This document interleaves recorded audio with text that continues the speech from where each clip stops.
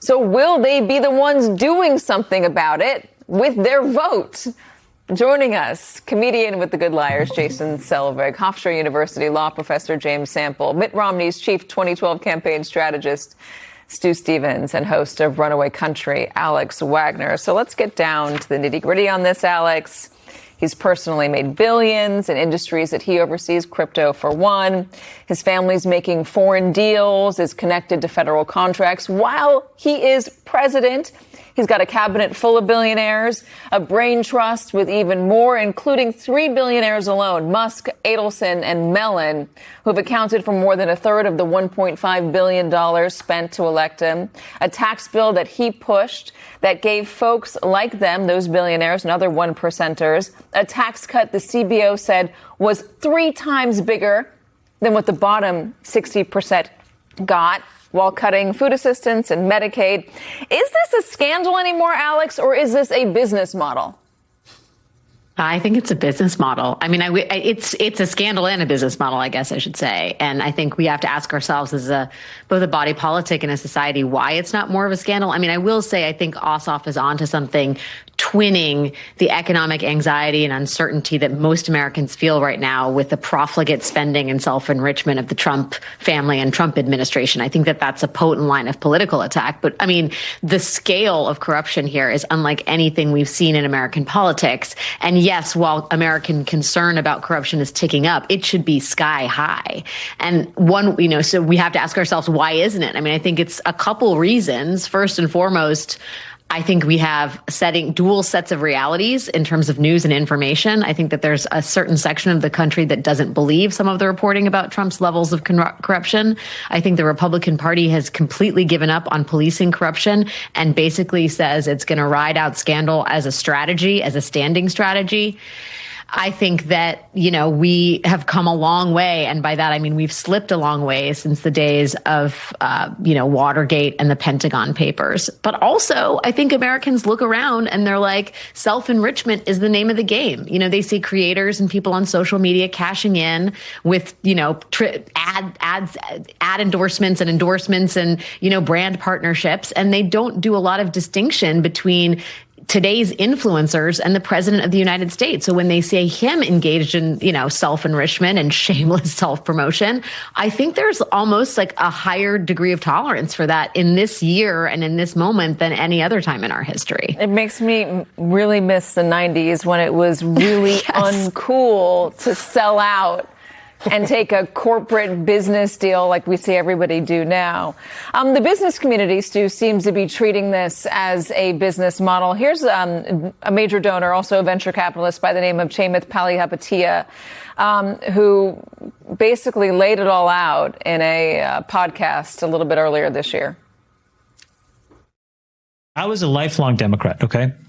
I was a mega donor to the Democrats. Like dinner with Obama level donor. Okay. I couldn't get a phone call returned from the White House to save my life. The Trump administration is totally different. There's not a single person there you can't get on the phone and talk to. I'll give you an example of this. A friend of mine's company was really impacted with these tariffs in a bad way. Okay. This is like a really amazing, legitimate American business, 150-year-old business, family owned, all this stuff. And I was able to call the deputy chief of staff and I said, hey, can you talk to the CEO and just so hear on the ground? He's like instantly putting me on the phone. Stu, pay to play. Yeah, I think he thinks that's a positive. It's not a positive. That's not how it's supposed to work. That when you donate, you can get, a friend can get the president, chief of staff on the phone. Look, I think this is like anything in politics. It's up to candidates to make this an issue. I don't remember a poll showing hope and change as the number one issue in America in 2006. But Obama campaign in 2007, they made it that. It's really, you have to tie this all together. And I think it's really important that Democrats start talking about holding this criminality of the Trump administration across the board accountable. So what's happening with ICE is linked to what's happening to corruption. This is all about the violation of the law. And we should remember that when the Supreme Court said that Trump had immunity, it was for official acts. And Trump keeps saying, this crypto stuff, it has nothing to do with what I'm doing as president. It's just happening, which I think, hopefully that someday a prosecutor will introduce that in their opening argument. The president says this isn't anything to do with this official acts. So let's look at it and see what it is. So I think it can be a very big deal, and I hope that Democrats really prosecute Trump. That's what they need to do, and prosecute every Republican who accepts it, which is pretty much, as you said, every Republican. Let's linger on that for a second. Does he have a point with it not being an official act, all the crypto stuff, and potentially prosecutable? I want the answer to be yes, but I think the answer is no. I think Stu absolutely has a point in terms of prosecuting in the court of public opinion.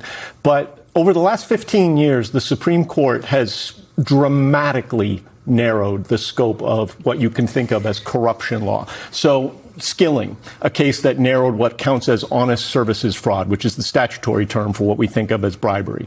Then McDonnell, a case that involved the Virginia governor and narrowed the scope of what counts as an official act. Then Snyder, a case that literally said that what every single rank and file American would think of as an absolute bribe, a kickback, is a gratuity, not a bribe, as long as it's paid after the fact. And then Trump v. United States. What Trump v. United States also says is that if you think about a crypto purchase or a token sale, you wouldn't even be able to introduce evidence of that because it would be official action and it would be outside the scope of the evidentiary privilege that the court granted. So if it's in the public sphere, let me add this to the long list of corruption allegations and maybe just at the very least uncomfortable relationships that are out there. Here's from the Wall Street Journal on donor access. If a company encounters an issue with the federal government that comes to Trump's attention, he will want to know how much the company gave. According to a person familiar with the matter, at times he'll rib the corporate leaders who haven't met the goals he set. Lockheed Martin gave more than $10 million in late 2025 and early 26 related to America's 250th anniversary and infrastructure projects in the Washington area. People familiar with the matter said. In June, the Pentagon awarded Lockheed a contract worth up to $35 billion to make missiles to replace U.S. stockpiles drawn down by the war with Iran. So, Jason, does any of this break through? I mean, you have that venture capitalist and these very powerful companies who can donate a ton of money and get the chief of staff or the president on the phone.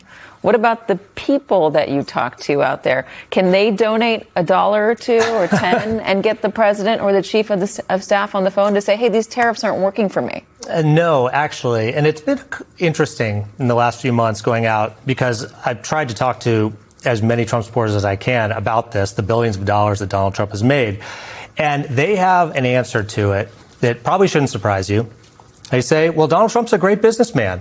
Of course he's going to make money. And I say $2 billion plus in 1 year. That's a lot of money. And the business model is not like running his businesses. It's actually access to Donald Trump.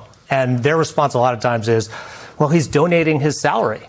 So he's donating his $400,000 and making billions of dollars. The numbers don't add up with it. Let me play. We have one of your interviews. This is for a Trump voter in Florida. Let's play it. This is from May. Donald Trump has literally profited $4 billion since he became president, his companies. He was a billionaire before he got into office, and of course he's going to continue to make money. But that is a huge jump in his personal wealth. $4 billion. That doesn't seem like that's corrupt to you, Donald Trump profiting $4 billion? Absolutely not. He's well invested. I mean, be for real. His company's doing business with foreign nations. You don't think that's a little corrupt? Separated himself. Anything going on with the Trump organization is taken care of by other people right now. Okay.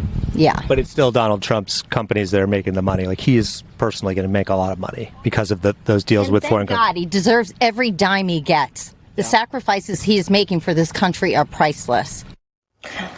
Jason, it reminds me a lot of the interviews that I did during the 2016 campaign. You'd see that that fervent devotion to Donald Trump and the ability to justify anything away, anything at all, grab him by the, whatever, like that was justified away. Doesn't matter. They loved him so much. Yeah. You're in the Villages in Florida. There's a big Trump supporting community down there. Do you get a sense that those reactions that you're getting are limited to the maybe the deeper MAGA districts, or is it still widespread? Well, what's interesting in the last few months is, since the war in Iran, there's been a change with some of the Trump supporters. And these are the people decked out in full MAGA gear. You know, some people have Trump tattoos, and they're talking about the gas prices now, and they're saying, this is actually hurting us. This is hurting us, and we want Trump to either figure this out or get out of there and bring the gas prices down. And I think that that's what Democrats should probably do in the midterms, is you have to tie this back into the economy, because that's the issue that matters most to the most amount of people. And it's Trump supporters as well. And I think now you're seeing it with the numbers at some of these events. It's the people that go are still the diehard Trump supporters, but the numbers are not as big as they were, you know, even last year when he was holding.